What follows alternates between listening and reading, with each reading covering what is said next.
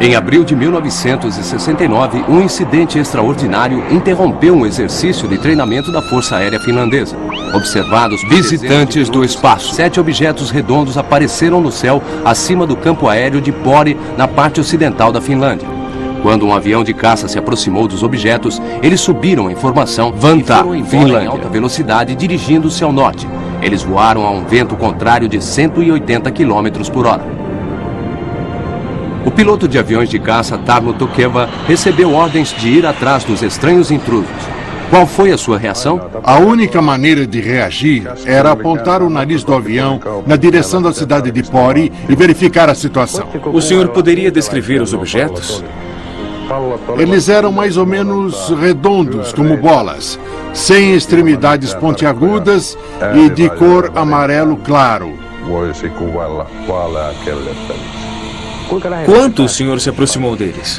É impossível estimar a distância precisa, porque os objetos não tinham forma exata e não havia pontos fixos para eu poder me orientar. A que velocidade o senhor estima que os objetos estavam quando começaram a abandonar a área? É simplesmente impossível calcular. A minha velocidade era de aproximadamente 700 km por hora e eles desapareceram na direção norte muito mais rápido do que isso. O senhor conseguiu encontrar uma explicação racional do que eram os objetos? É difícil pensar em qualquer explicação lógica.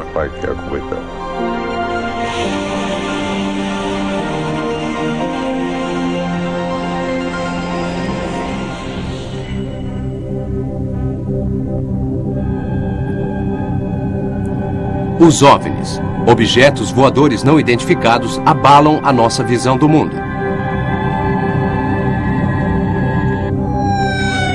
O astronauta Edgar Mitchell, depois da sua visita à Lua, disse: "Nós todos sabemos que os OVNIs são reais.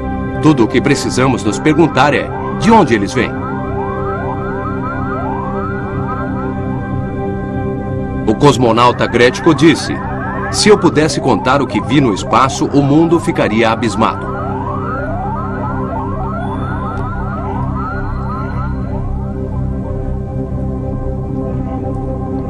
A história mundial está cheia de mistérios. Estruturas, desenhos e esculturas estranhas cujas origens ainda são desconhecidas. Elas poderiam ser indícios de visitantes do espaço?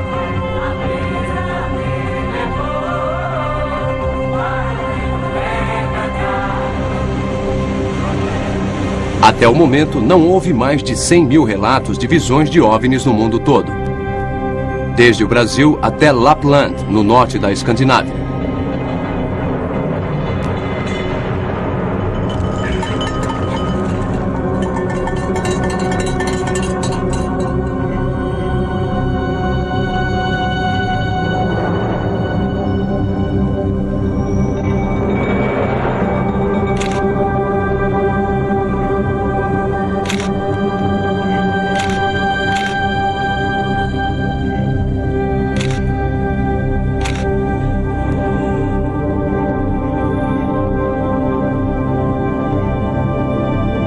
Apesar do sigilo oficial, os pesquisadores do mundo todo coletaram informações detalhadas sobre o comportamento dos OVNIs. Embora muitas das visões de OVNIs possam ser explicadas em termos normais, os OVNIs genuínos restantes apresentaram características comuns que merecem uma investigação científica. O nome disco voador foi dado pelo piloto Kenneth Arnold em 1947.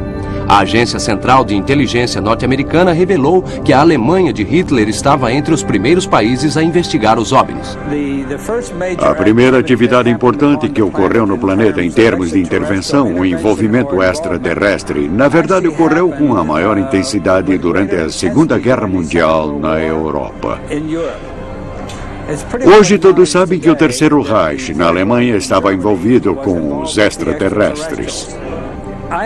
A minha tese é, e realmente devido à perseguição da guerra, que tudo que estivesse ligado a fenômenos aéreos tinha que ser classificado devido à guerra e às potências aliadas, porque não queríamos que os, por assim dizer, inimigos soubessem que nós, obviamente, suspeitávamos que eles possivelmente estavam ligados à intervenção extraterrestre.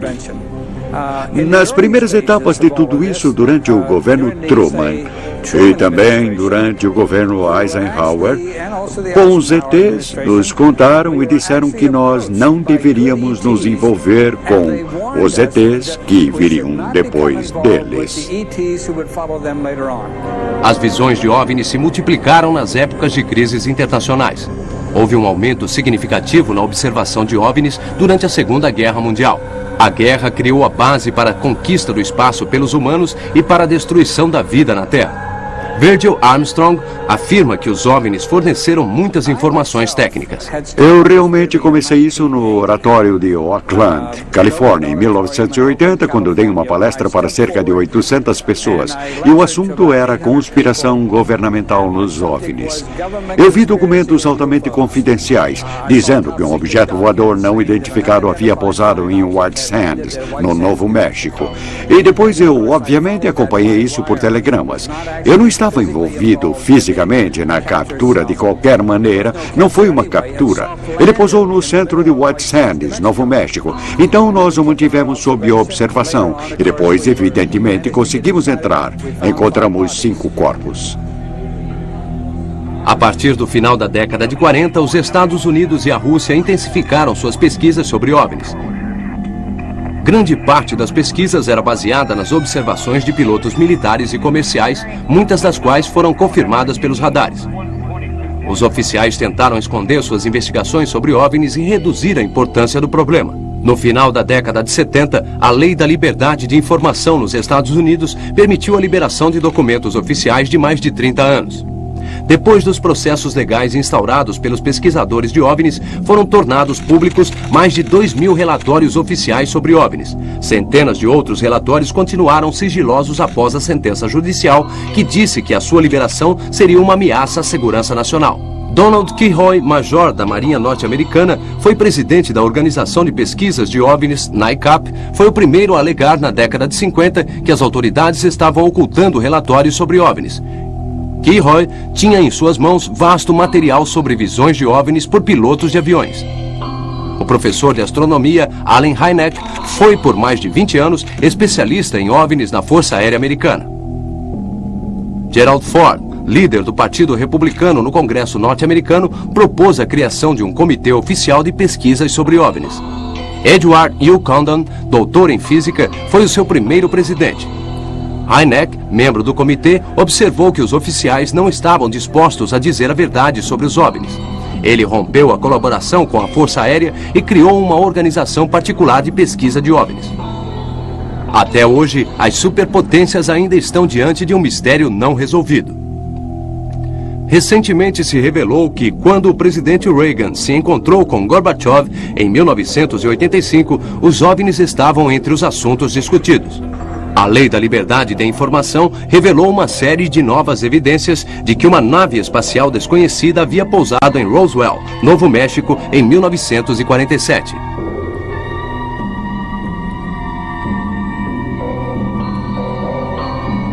Os membros da Força Aérea Americana que chegaram ao local encontraram os OVNIs e os corpos dos visitantes do espaço. Segundo testemunhas oculares e registros escritos, os militares fecharam a área e proibiram qualquer pessoa de dizer o que havia visto. A mídia de massa disse que o estranho objeto era um balão. Embora pareça estranho, as criaturas que encontramos na nave em 1948 eram baixas, cerca de 1,5 m de altura.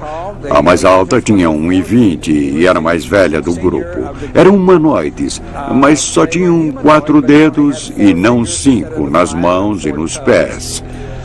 Não tinham nem orelha, nem nariz, nem cabelo e a boca era imóvel. Portanto, embora fossem basicamente humanoides, elas eram totalmente diferentes. De acordo com as autópsias, as criaturas tinham 4 dedos com unhas compridas em cada mão. Entre um dedo e outro havia uma dobra de pele. As criaturas tinham pele cinzenta e o seu sangue, embora fosse líquido, tinha uma composição totalmente diferente do sangue humano. Os documentos liberados dizem que foi criada uma força-tarefa secreta, a Majestic 12, para investigar o caso. O grupo recebia ordens diretamente do presidente Truman.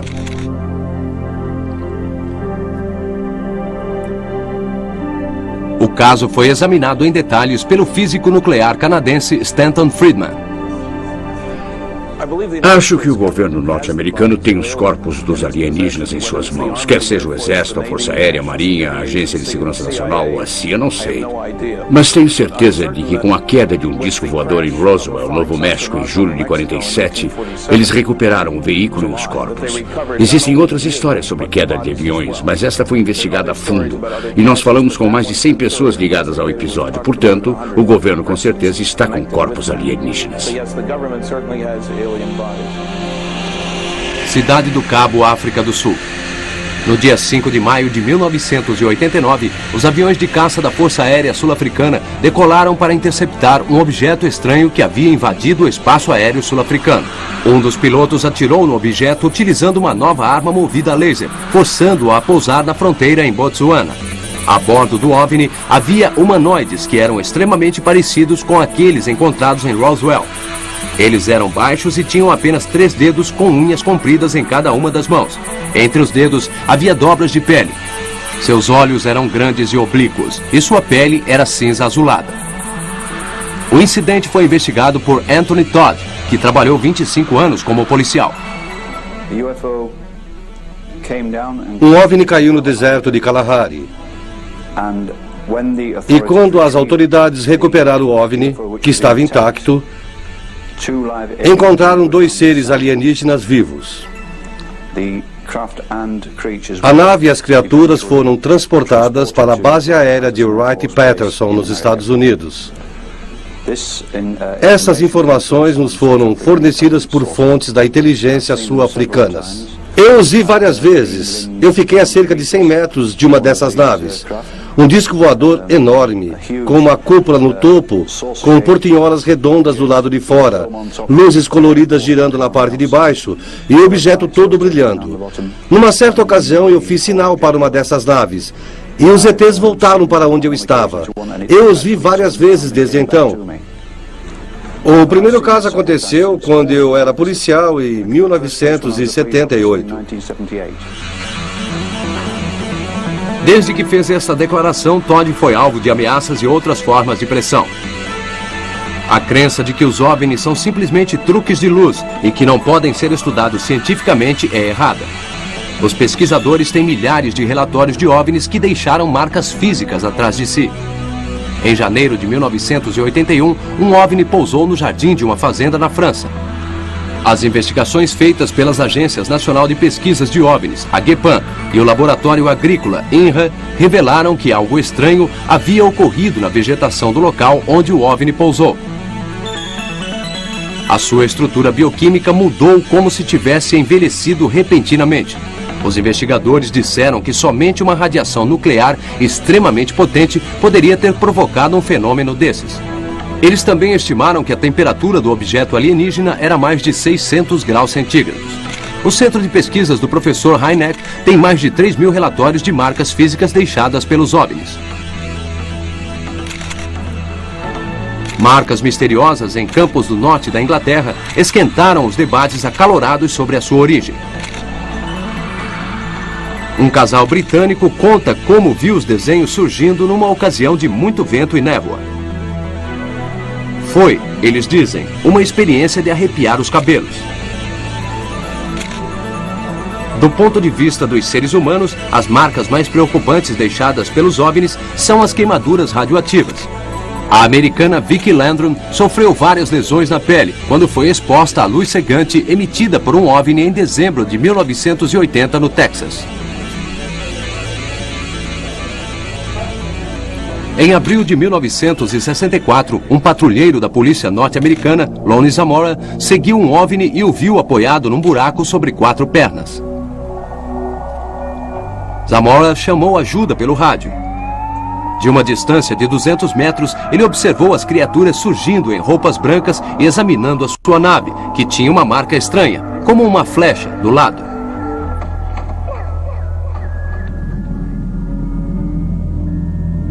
Antes dos colegas de Zamora chegarem, as criaturas entraram novamente na nave e depois decolaram e desapareceram. As plantas sobre as quais o OVNI havia pousado haviam queimado e havia marcas das 4 pernas no chão. professor Hynek investigou detalhadamente o caso e ficou convicto de que era autêntico. Os incidentes com OVNIs no mundo todo, na maioria das vezes, são associados com casos extraordinários de dissecação de gado. Tirou-se sangue dele e retirou-se seus órgãos internos com incrível precisão cirúrgica. Estes incidentes fizeram com que no final da década de 70 fosse organizada uma conferência nos Estados Unidos presidida pelo senador e ex-astronauta Harrison Schmitt. O fenômeno continua um mistério e as descobertas das investigações da CIA estão trancadas. Os OVNIs são um problema internacional que já foi discutido na ONU. A partir de uma iniciativa de Granada em 1978 e 1979, foram organizadas sessões especiais que contaram com a presença dos principais pesquisadores de OVNIs de todo o mundo. Após as deliberações, a ONU incentivou os países membros a estudarem os casos de OVNI e relatá-los à Organização Mundial. Além do sigilo e da pressão, foram criadas organizações de céticos em vários países. Elas negam sistematicamente a existência de todos os OVNIs.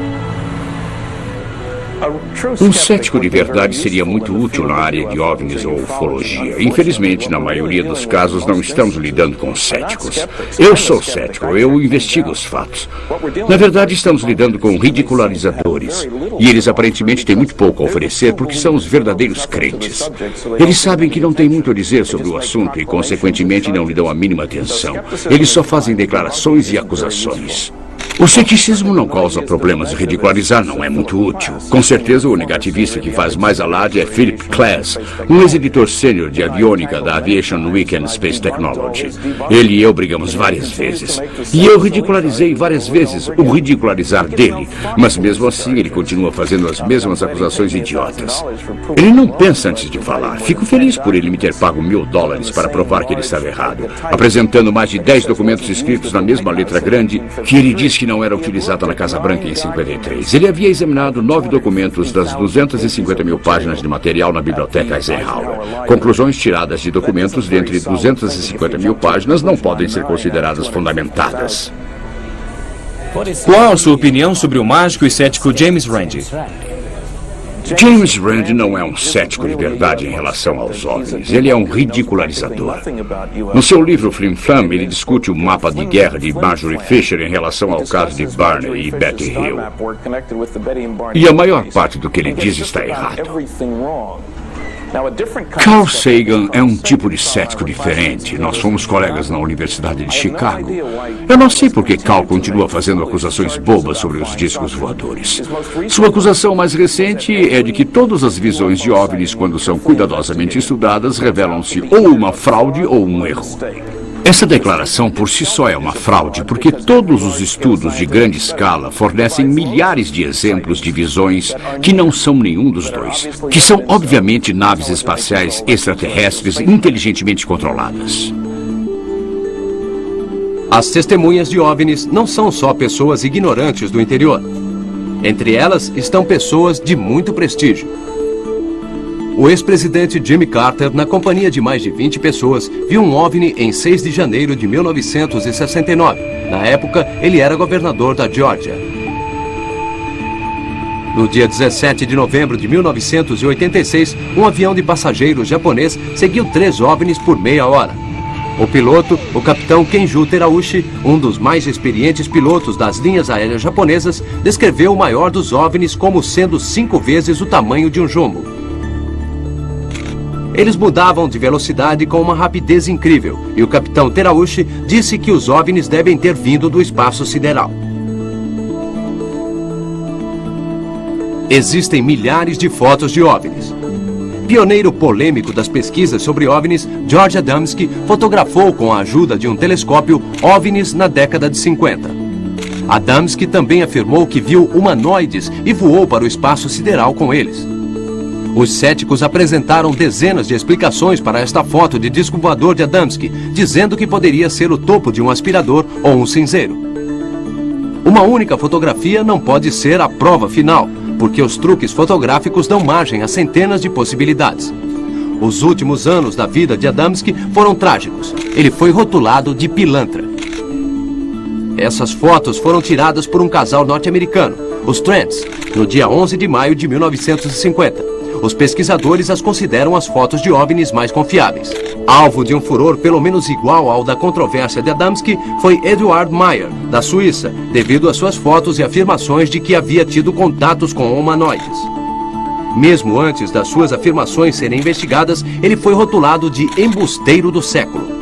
Meyer afirma ter tido contato com humanoides que foram substituídos em intervalos de 11 anos, o mesmo ritmo das mudanças na atividade de manchas solares. Criaturas da galáxia de Pleiades disseram a Meyer que tinham receio de abordar humanos porque não queriam criar uma nova religião.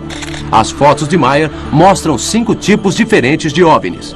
A investigação do caso de Meyer foi chefiada pelo tenente-coronel Wendell Stephens, da Força Aérea Norte-Americana, que estudou o caso dos OVNIs desde a década de 40. Ele tem um arquivo de mais de 3.000 fotos de OVNIs. A questão é, por que eu acho que o caso de Eduardo Meyer é um contato real com OVNI e por que eu aceito estas fotos extraordinárias de OVNIs? Devo dizer que no decorrer da investigação não encontramos um fotógrafo, mas 5 fotógrafos diferentes, todos envolvidos neste caso. Todos eles tiraram fotos da nave espacial e, num caso, 4 fotógrafos tiraram fotos da mesma nave de 4 pontos diferentes simultaneamente. Elas foram tiradas em 4 câmeras diferentes, em 4 rolos de filmes diferentes. Elas foram processadas em 4 laboratórios diferentes, em 4 países diferentes, e todas elas mostraram o mesmo objeto. Fora isso, nós levamos as 4 melhores fotografias, uma para cada um dos casos, para os Estados Unidos, onde as submetemos a vários testes. Foram gastos mais de $60 mil para testá-las por todos os meios conhecidos pela tecnologia moderna.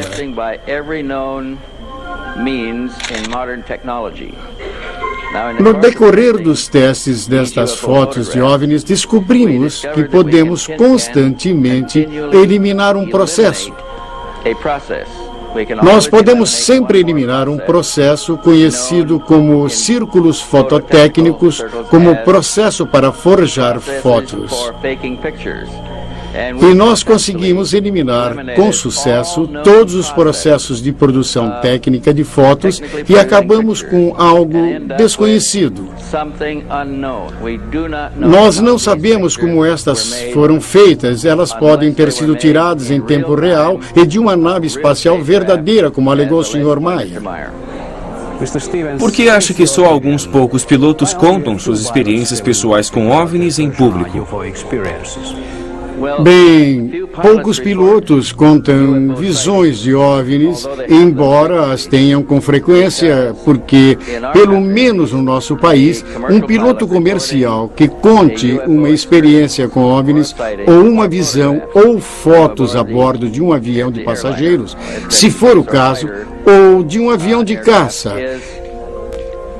ele será acusado primeiro pela empresa privada, a companhia aérea, por falar fora de hora, e cada empresa tem um procedimento de relatar internamente e elas não divulgam estas informações. Os pilotos não podem contar o que viram fora do seu serviço e internamente no trabalho o caso é tratado ocultamente.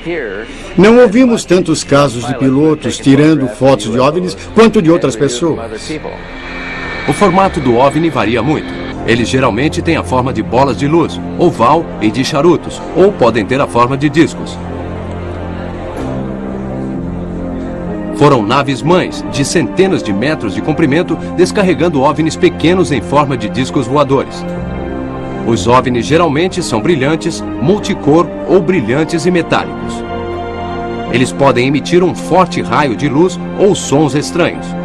A sua capacidade de voo geralmente ultrapassa a capacidade das aeronaves normais ou dos foguetes. As superpotências tentaram aprender a partir das características de voo dos OVNIs, que é um dos motivos do sigilo que os cerca.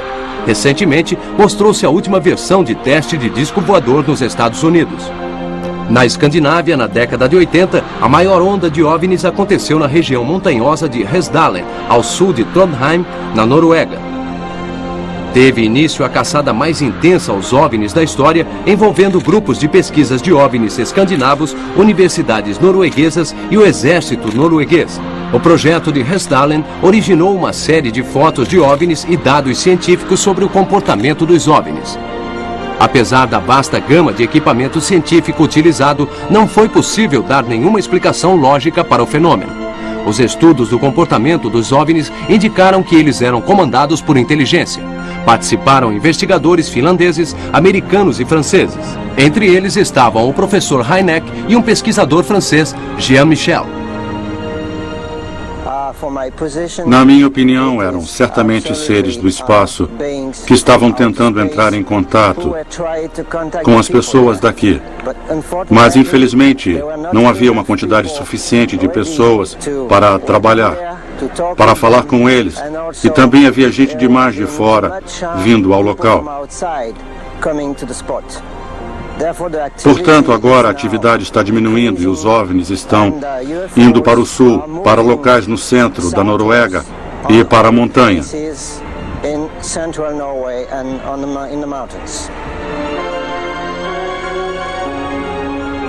Uma onda de visões de OVNIs semelhante ao caso de Hesdalen ocorreu no distrito de Kuusamo, no nordeste da Finlândia, no início da década de 70. A maioria dos fenômenos estranhos com luz e visões de objetos se concentrou nos declives finlandeses de Isosiote. Recentemente, foram vistas estranhas bolas de luz na região. Observou-se em várias partes do mundo que as visões de OVNIs são particularmente frequentes nas regiões montanhosas. O motivo pode ser campos magnéticos que os OVNIs provavelmente utilizam para seus sistemas aviônicos. A onda finlandesa de visões de OVNIs na década de 70 inspirou um grande projeto de pesquisa que não teve o apoio dos círculos oficiais ou acadêmicos. Na época da onda finlandesa de OVNIs, nós utilizamos todos os tipos de equipamentos fotográficos disponíveis. Particularmente na área de infravermelhos, nós registramos fenômenos que ainda não podem ser explicados.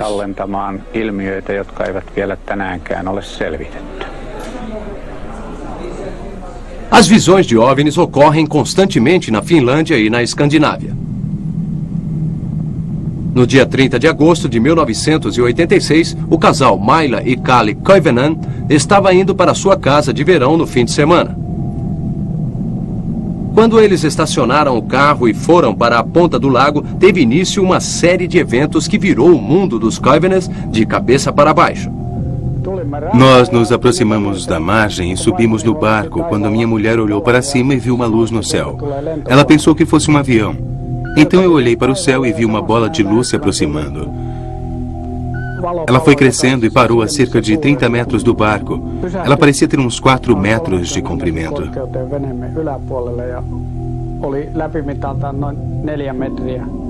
Eu perguntei ao meu marido se era um helicóptero. Eu respondi que não podia ser um helicóptero, porque tinha se aproximado de nós no maior silêncio. Então eu pedi à máquina fotográfica à minha mulher para poder tirar uma foto. Eu não lhe dei a máquina porque queria ir embora da ilha o mais rápido possível. Eu fiquei com medo daquela luz.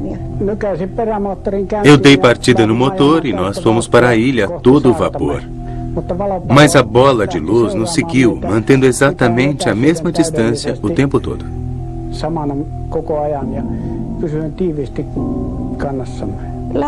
À medida que fomos nos aproximando da praia, a bola lançou 3 raios de luz na direção do meu marido, o que me deu muito medo. Eu pensei, agora eles vão nos pegar.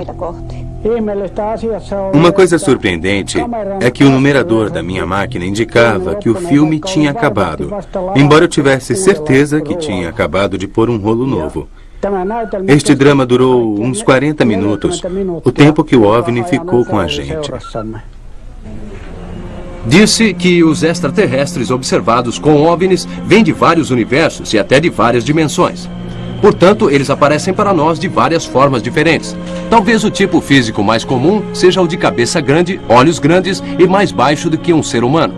Alguns deles têm uma capacidade incrível de mudar de aparência e a forma de falar. Muitas pessoas que os viram não gostam de falar deles. E para os pesquisadores de OVNIs, eles também são um assunto delicado.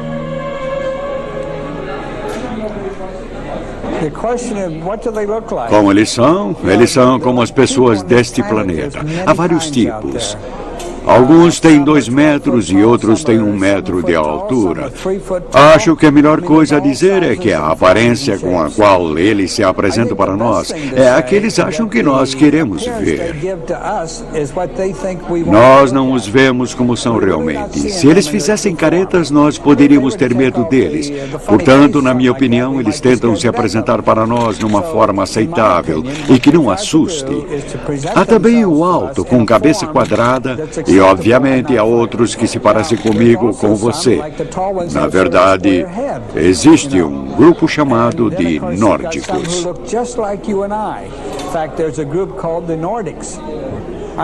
Eu conheço 18, mas há pelo menos 7 mais. Portanto, eu diria que existem no mínimo 25 raças extraterrestres. Suspeita-se que eles podem ter até 26 bases secretas no sudoeste dos Estados Unidos. É bastante. Membros da Força Aérea Finlandesa avistaram OVNIs e extraterrestres, mas muito poucas testemunhas oculares tiveram a coragem de falar publicamente. Entre as experiências mais sensacionais estão as do técnico da Força Aérea Osmo Lien. Eu trabalhei 17 anos na Força Aérea. Parte deste tempo em trabalhos de vigilância aérea. Nós tivemos que fazer vários relatórios sobre os movimentos de objetos voadores não identificados que havíamos observado. Tivemos que dar detalhes sobre a velocidade, o rumo, etc. Os objetos se moviam de maneira bem lógica, tentando claramente evitar nosso radar. Os OVNIs fizeram contato com Osmo Lien pela primeira vez em 1954, quando ele estava caminhando perto de sua casa no sudoeste da Finlândia. O primeiro OVNI com quem tive contato imediato tinha cerca de 5 a 7 metros de diâmetro e uma forma arredondada. Era cor de alumínio. Pairava acima do campo. Meu irmão e eu tivemos que nos jogar num fosso para que ele não nos atingisse. As criaturas apareceram na nossa casa à meia-noite. A hora foi esquisita. O relógio tinha acabado de dar meia-noite e a maioria das pessoas já tinha se deitado. Eu era o único acordado. Abri a porta pensando que eram pessoas da fronteira oriental. Algum jovem que estivesse com o endereço errado. Assim que entraram, ficaram surpresos por eu já estar de pé e disseram que eu era a pessoa que eles estavam procurando. Eles tinham alguns equipamentos com eles. Eu me lembro de um objeto parecido com uma televisão portátil. Eles usaram para mostrar algumas fotos enquanto me questionavam. À medida que os vários assuntos iam surgindo, eles iam ilustrando com foto. Eles também me mostraram eventos futuros. As coisas que eles me disseram, em grande parte, realmente aconteceram. A última foto que me mostraram não era muito bonita. Ela mostrava um acidente no qual eu seria vítima em algum momento da minha vida.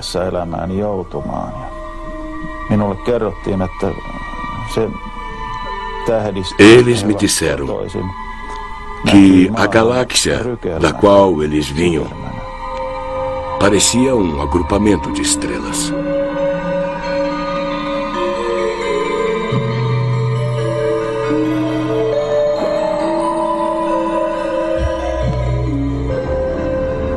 Houve também uma grande onda de visões de OVNIs nos últimos anos na ex-União Soviética, incluindo os países bálticos. Graças à nova abertura nestes países, a pesquisa de OVNIs se tornou muito ativa e internacional. Ocorreram várias grandes conferências de OVNIs envolvendo centenas de cientistas. Em 1989, a notícia do pouso de um OVNI avermelhado em forma de bola em um parque da cidade de Voronezh se espalhou pelo mundo. Da nave saíram criaturas de 3 metros de altura. Uma testemunha ocular teve um colapso e outra ficou temporariamente cega. Na mesma época, ocorreram centenas de outras visões de OVNIs e humanoides em Voronezh. Entre as testemunhas oculares estavam várias crianças. Há algumas semanas, em Voronezh, houve visões e pousos de OVNIs. Eu gostaria de salientar que não foram só estudantes e crianças que estavam observando estes estranhos pousos e visões de humanoides. Seres parecidos com humanos surgindo da nave espacial que havia pousado. Havia uma grande quantidade de testemunhas confiáveis entre os adultos também. Parece que no momento há uma nova onda de visões de OVNIs na Rússia. E eu calculo que a quantidade esteja aumentando.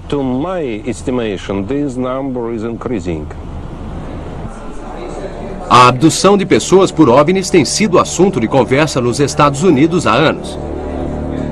Entre os primeiros casos de abdução, bem investigados, está os dos pescadores Charles Hickson e Calvin Parker em outubro de 1973.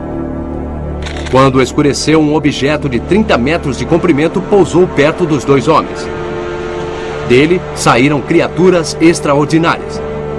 Elas tinham cerca de 1,5 metros de altura, não tinham cabelo e mãos de turquês. Hickson começou a bater na água com seu anzol. Parker desmaiou em seus braços. Eles foram anestesiados e levados para a nave. Quando eles relataram o incidente, a polícia ainda estavam histéricos. Uma conversa gravada secretamente na delegacia entre os dois homens indicou que eles realmente achavam que tinham sido sequestrados por um OVNI.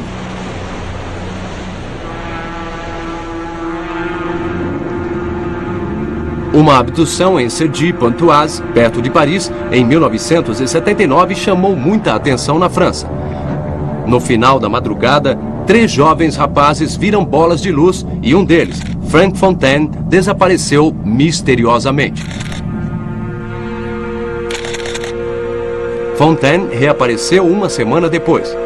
A polícia investigou a fundo o incidente, mas não conseguiu encontrar uma explicação lógica para o que havia ocorrido. A hipnose revelou que ele havia estado em contato com um humanoide chamado Ariel, que lhes alertou sobre uma ameaça de destruição do mundo. O norte-americano Bud Hopkins recentemente investigou centenas de casos de abdução. Devido à perda de memória frequentemente associada a esses casos, Hopkins utiliza a hipnose nas pessoas envolvidas. Em termos de encontrar novos casos de abdução, eu me deparo com eles diariamente. Pessoas relatam novos casos. Às vezes, eles só são novos porque as pessoas não se lembraram deles antes. Mas, em outras palavras, pode ser um caso antigo do qual eu estou sendo informado pela primeira vez. Eu também me deparo com incidentes de abdução bem recentes. Há um no qual venho trabalhando que ocorreu no final de agosto, um outro em junho e assim por diante. É um fenômeno que continua ocorrendo. Não há motivos para afirmar que essas abduções se concentram nos Estados Unidos. Elas são um fenômeno mundial. Uma jovem com quem venho trabalhando foi abduzida recentemente, em agosto, nos Estados Unidos. Mas nas viagens anteriores, ela foi abduzida na América do Sul, na Argentina. Ela foi abduzida na Espanha e em várias partes dos Estados Unidos. Acho que se fôssemos à Finlândia ou a qualquer outro país e pudéssemos criar uma maneira pela qual as pessoas pudessem relatar suas possíveis abduções de uma forma que se sentissem apoiadas, acho que encontraríamos muita gente lá também. Acho que é um fenômeno mundial.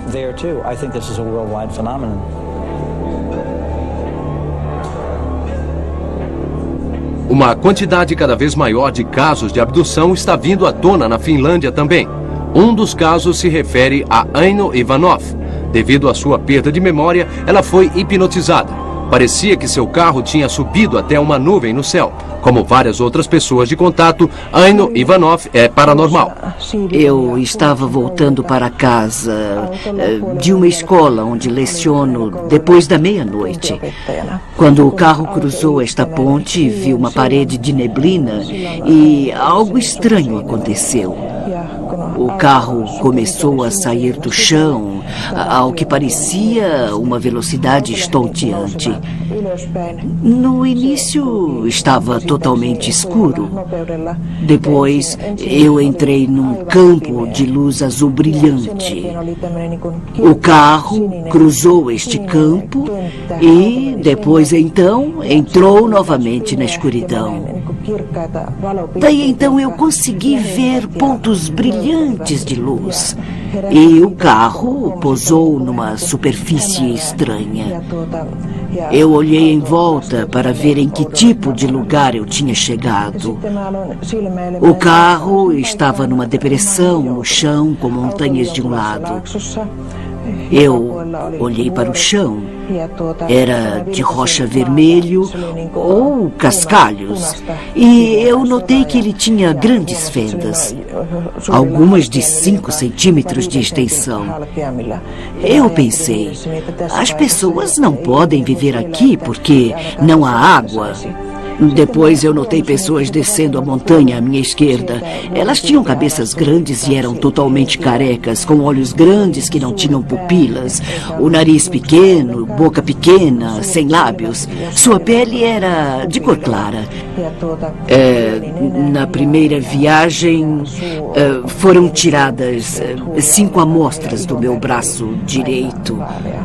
Cada uma delas com espaços de cerca de meio centímetro. Essas marcas aqui são a prova.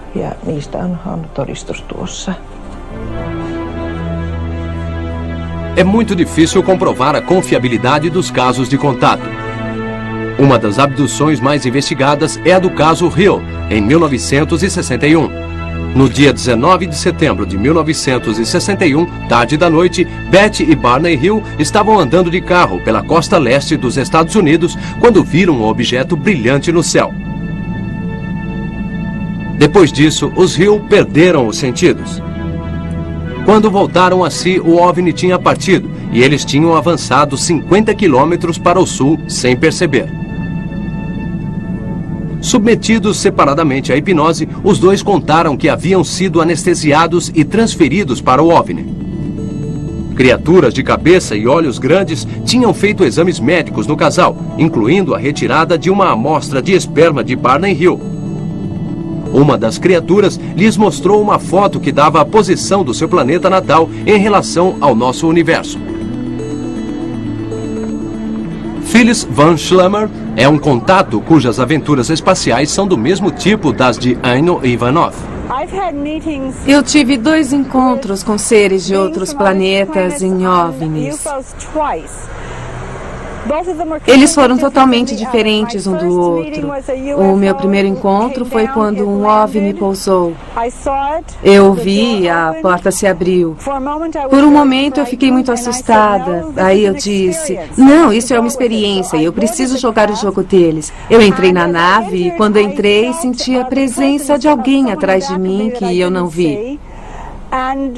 E eu fui indo para o interior da nave e havia 2 criaturas nela. Elas tinham mais de 2 metros, aparência humana, bonitas, pareciam ser homens. Elas vestiam roupas metálicas que aparentemente não tinham aberturas, olhos azuis grandes como de cristal. Se é que pode dizer olhos azuis de cristal. Certo dia, vários anos depois, apareceu um ser espacial em meu escritório e ela era muito parecida com os 2 ou 3 seres que eu havia visto na nave. A viagem foi para a Lua. Eles me colocaram em um tipo de capacete. Era como um capacete de plástico, de plexiglass, e tinha uma borda em toda a sua volta. Era transparente, era de plexividro duplo ou de plástico e tinha pequenos furos ao seu redor. E quando eles me colocaram o capacete, este criou uma atmosfera ao meu redor na qual eu podia respirar, porque eu havia lhes dito: escutem, nós estamos na Lua e eu quero sair. Vocês não podem me trazer aqui e não me levar para fora. Eles me colocaram o capacete e à medida que eu ia andando, parecia que a superfície o mantinha acima do chão. Eu não sei como funcionava, mas abriram a porta e cada um pegou nas minhas mãos. Eles me levaram para fora. Eu estava muito feliz. Eles estavam me segurando. Eu estava flutuando e eles estavam me segurando. Eles não tinham dificuldade em andar na Lua. Não flutuavam, talvez tivessem algo que os segurava, pois suas botas eram iguais às suas roupas. Eu andei um pouco. Eu queria andar e eles me seguravam para que eu pudesse andar assim e chutar a poeira, e nós andamos por algum tempo. Depois eles me enviaram uma mensagem que tínhamos que voltar. Eles me levaram de volta e tiraram o capacete e sentaram-se e voltaram. Quando eu saí da nave e voltei para minha casa, eram 6h20 da manhã. Eu tinha saído de casa por volta das 2 horas. Eu perguntei como eles conseguiam fazer isso, porque achava que os nossos astronautas levavam alguns dias para chegar lá. Eles responderam que nós simplesmente não entendíamos, que nós não éramos suficientemente avançados para entender como chegar tão rápido.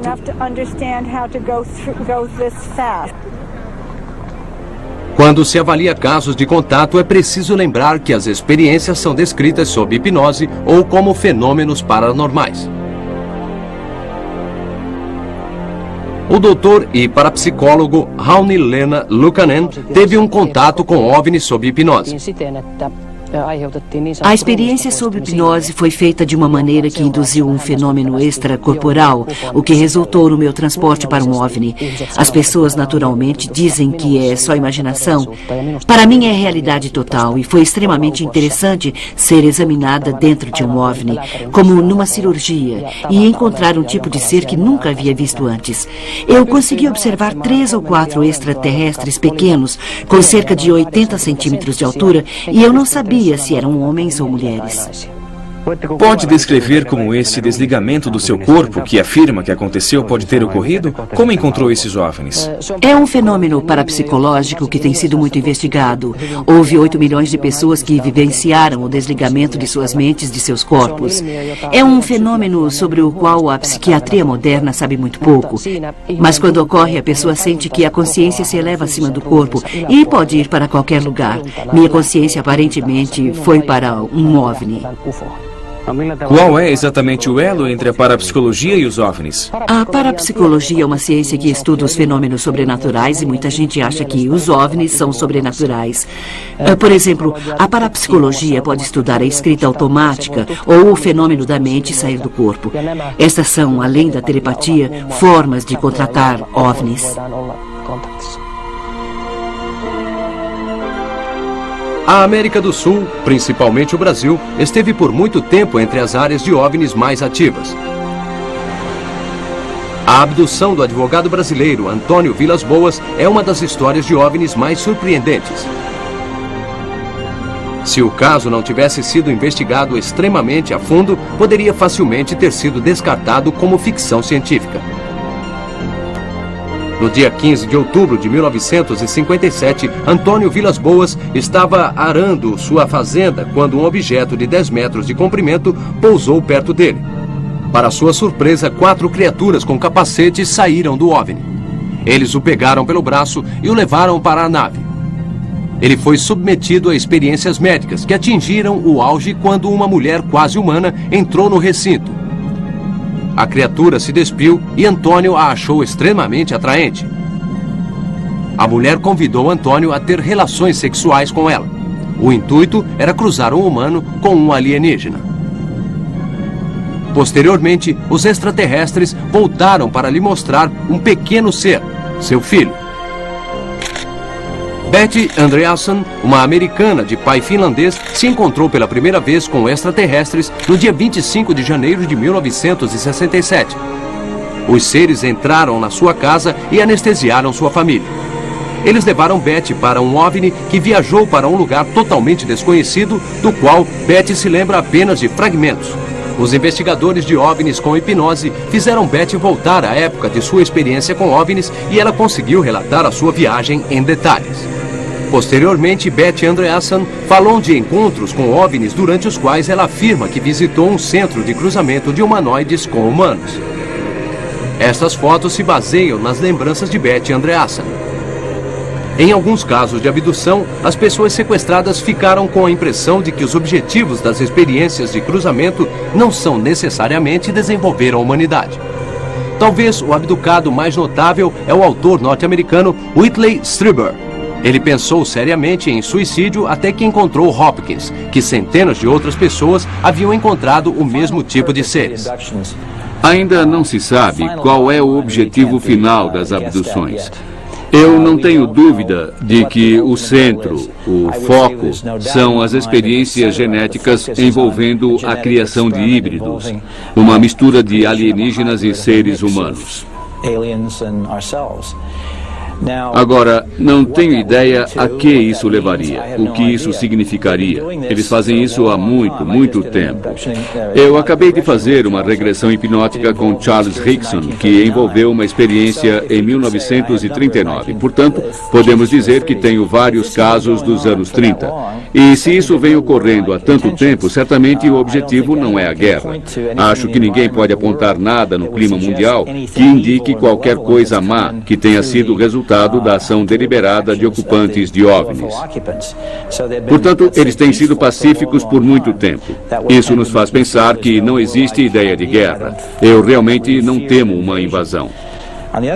Por outro lado, evidentemente, você olha para o mundo hoje e vê guerras em todo lugar. Guerras locais, AIDS, que é um problema totalmente novo que temos.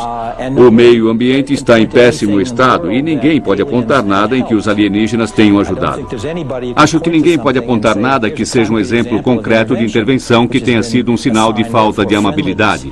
Eles parecem ser totalmente neutros, eles parecem totalmente interessados na sua própria agenda. Eles não estão aqui para nos ajudar e aparentemente não estão aqui para nos prejudicar.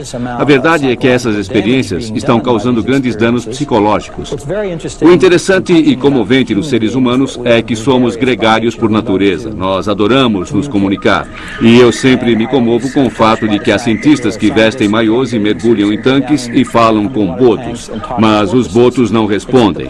Há alguma comunicação, mas não tanto quanto gostaríamos.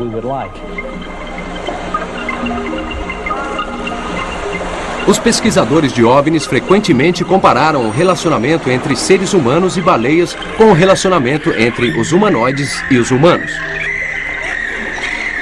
Nós sabemos que as baleias têm um cérebro tão grande quanto o nosso. Pode ser que a cautela mútua e a comunicação limitada provenham do mesmo motivo em ambos os casos. É nossa função ensinar as baleias.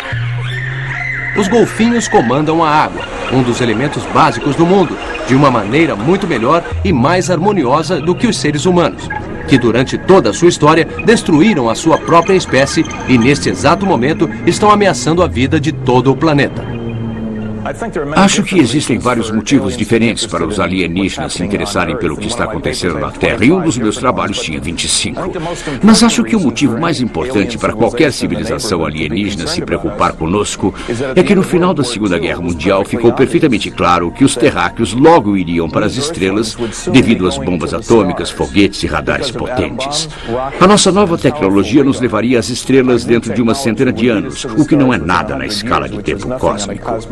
Portanto, se supusermos que os alienígenas estão preocupados com a sua própria sobrevivência e segurança, esperaríamos que eles investigassem nossas sociedades primitivas na vizinhança local e nós, certamente, do ponto de vista deles, somos uma sociedade primitiva cuja atividade mais importante é a guerra tribal. Portanto, acho que eles estão vindo aqui por interesse próprio, para assegurar que nós não lhes levaremos o nosso tipo de amizade que eles chamam de hostilidade. Sr. Friedman, poderia nos dizer por que somente alguns cientistas estão interessados na pesquisa de OVNIs? Acho que existem mais cientistas do que o senhor imagina. Eu conversei com vários grupos profissionais sobre OVNIs e descobri que há muito interesse. Porém, acho que o maior problema é que a maioria dos cientistas está a par de estudos científicos de grande porte que os levaria a pensar que a maioria ou alguns dos OVNIs são verdadeiras naves espaciais. A maioria gostaria de se juntar a mim, mas a maioria tem emprego e eles se preocupam com o ridículo. As risadas são verdadeiras.